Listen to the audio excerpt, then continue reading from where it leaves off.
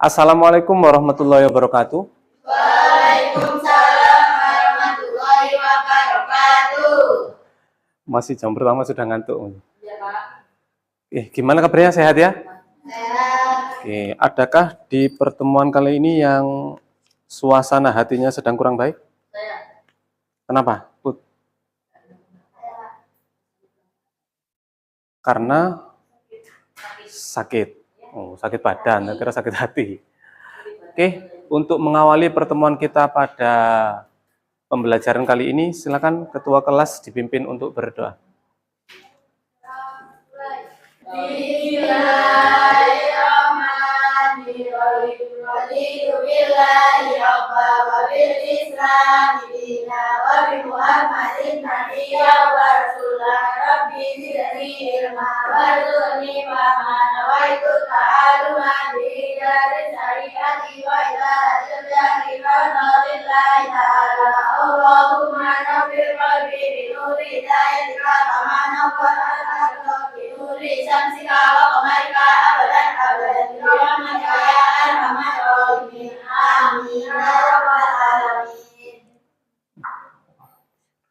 Sangat semangat doanya.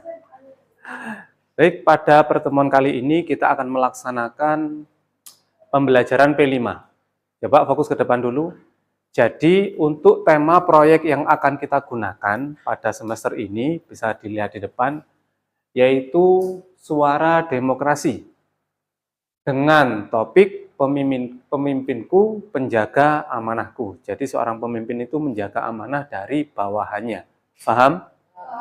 Nah, pada kegiatan kali ini, pertemuan pertama akan saya sampaikan terkait rencana proyek kita ke depannya. Jadi untuk P5 alurnya seperti apa, baru nanti kita laksanakan pada pertemuan selanjutnya. Coba fokus ke depan. Jadi, pada kegiatan P5 ini, seperti yang kalian lihat, ada dimensi profil pelajar Pancasila yang akan kita capai. Yang pertama, berkebinekaan global dan bernalar kritis. Sedangkan profil pelajar rahmatan lil alaminnya yaitu nilai keadilan, nilai persamaan, nilai kedamaian, dan yang paling penting nilai toleransi. Jadi kedua profil tersebut, baik itu profil pelajar Pancasila dan profil pelajar rahmatan lil alamin, seharusnya bisa kita capai setelah proyek ini terlaksana, yaitu suara demokrasi. Baik. Kemudian, untuk kegiatan yang akan kita lakukan selama pertemuan selanjutnya terkait merencanakan suara demokrasi, kita nanti akan melakukan pemilihan ketua OSIS, gitu ya. Yang pertama, lihat di poin alur. Jadi ada alur, ada aktivitas, terus ada alokasi waktu. Jadi yang pertama tahap pengenalan, yang saat ini kita lakukan masih berada di tahap pengenalan. Yang pertama, nanti kalian mengamati video pembelajaran terkait suara demokrasi. Jadi kalian analisa proses demokrasi itu seperti apa, terus demokrasi itu apa. Paham ya? Kemudian yang kedua, nanti kegiatan selanjutnya yaitu diskusi kelompok. Nanti kalian akan berdiskusi terkait suara demokrasi itu apa. Jadi setelah menonton video, kalian bisa menyimpulkan suara demokrasi itu apa. Ada pertanyaan sampai sini? Ya. Ada. Kemudian untuk tahap selanjutnya yaitu masuk tahap kontekstualisasi. Itu ada dua kegiatan. Yang pertama nanti akan ada observasi proses demokrasi di sekolah. Yang kedua akan diadakan simulasi sidang berupa musyawarah. Jadi nanti simulasinya seperti apa suara demokrasi. Biar pemahaman kalian dari pengamatan video itu lebih masuk. Kemudian tahap ketiga yaitu tahap aksi. Pada tahap ini baru akan dipilih calon-calon ketua OSIS-nya, perwakilan dari setiap kelas. Yang selanjutnya akan diadakan forum aspirasi siswa. Paham ya? Kemudian tahap refleksi, nanti di tahap refleksi menjelang akhir, yaitu kalian akan menulis jurnal refleksi yang intinya apa saja yang telah saya pelajari selama proses demokrasi atau suara demokrasi dalam proyek P5 ini.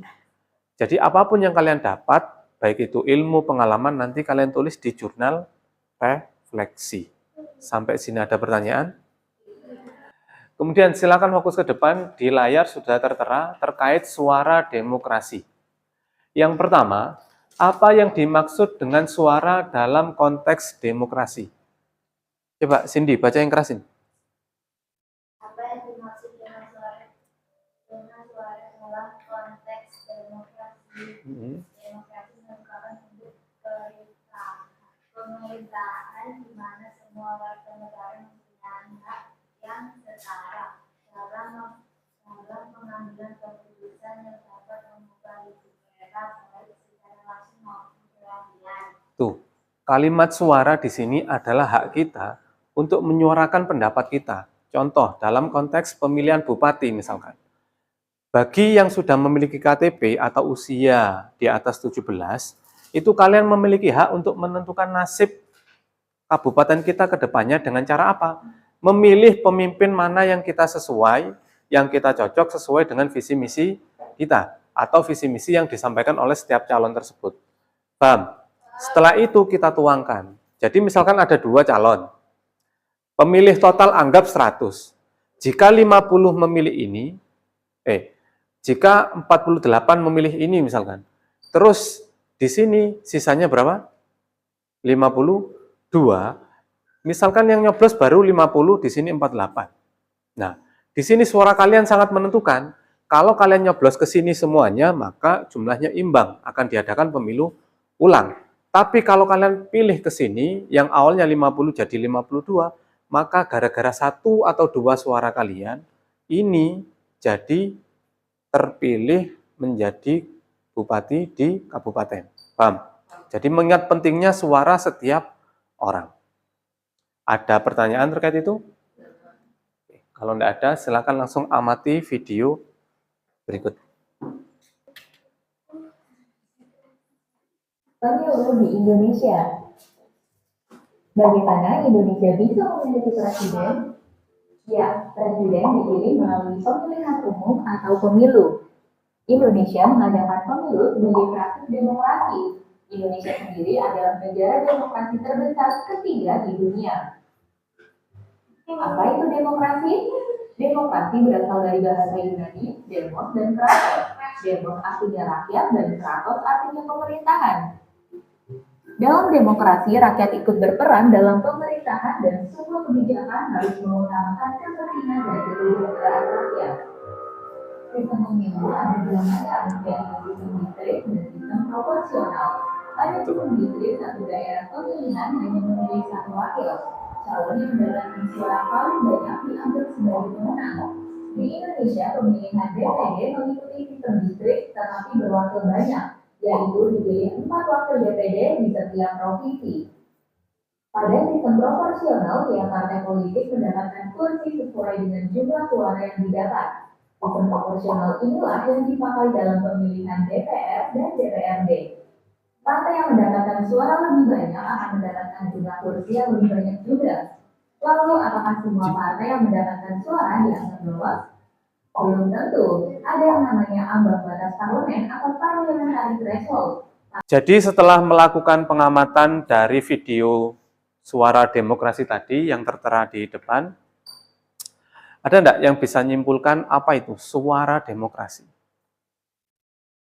Ada, silakan. Suara yang menentukan artinya salah satu calon untuk menjadi pemenang dalam setiap pemilihan. Tuh, suara yang dapat menentukan pemenang dalam setiap konsentrasi yang ada di pemilihan yang ada. Misalkan ada 2 calon, itu bisa kalian tentukan. 3 calon juga sama, 4 calon juga sama. Paham ya? Mengingat pentingnya suara kalian dalam proses demokrasi. Baik, untuk kegiatan selanjutnya, nanti di rumah, kalian kerjakan tugas yang nantinya akan saya kirim di grup kelas kalian, terkait refleksi hasil pembelajaran kita pada pertemuan kali ini. Di sana nanti akan ada soal berupa pengertian suara demokrasi, kemudian bagaimana caranya, dan bagaimana prosesnya sampai nanti terbentuk hasilnya. Paham ya? Itu nanti kalian isi semuanya, baik poin 1 sampai poin 10. Kemudian di lembar kedua nanti kalian isi juga terkait perasaan kalian dalam proses pembelajaran hari ini. Ada yang ditanyakan? Kalau tidak ada, mari kita tutup pembelajaran kita pada pertemuan kali ini dengan berdoa. Silakan Ketua kelas dipimpin untuk berdoa.